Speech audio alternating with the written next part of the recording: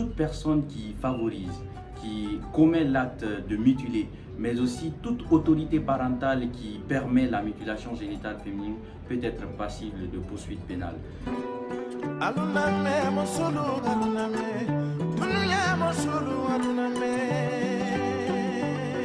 À toutes et à tous, je suis Emmanuel Loa, juriste en formation. Je m'en vais vous parler de l'encadrement juridique réservé par la législation guinéenne aux mutilations génitales féminines.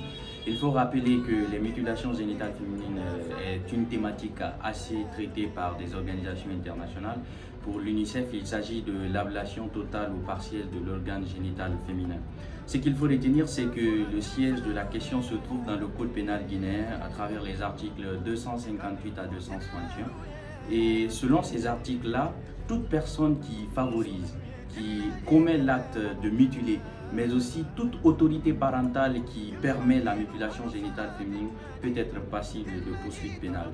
Et il faut retenir que selon le Code pénal, lorsque la mutilation génitale féminine est commise de manière simple, on va le considérer comme ça, la personne peut écoper d'une peine allant de 16 jours à 2 ans, mais aussi d'une amende allant de 200 000 à 500 000 francs guinéens.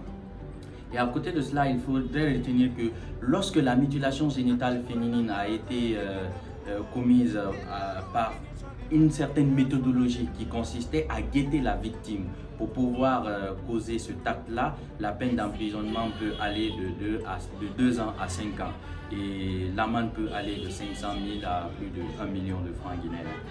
Et en plus de cela, il faudrait retenir que lorsque la mutilation génitale féminine a entraîné une certaine infirmité, c'est-à-dire qu'après que l'acte ait été posé, la victime est devenue handicapée ou la victime a chopé une infirmité, on dira tout simplement que les personnes qui se sont rendues coupables de cet acte-là peuvent être punies d'une peine allant de 5 ans à 10 ans et l'amende peut se retrouver encore rehaussée. Et le plus grave dans tout ça, c'est lorsque la mutilation génitale féminine a entraîné la mort de la victime. Là, les responsables de ce acte-là seront punis d'une peine qualifiée de la réclusion criminelle à perpétuité, c'est-à-dire pour toute leur vie, ils y passeront en prison. Et il faudrait retenir que la mutilation génitale féminine, qu'elle soit causée de manière traditionnelle ou moderne, qu'elle soit faite par une institution sanitaire, que ce soit un hôpital ou une clinique, peu importe, dès lors qu'il est constaté qu'il y a eu ablation totale ou partielle de l'organe génital féminin, toute personne qui a été auteur principal ou complice peut être poursuivie.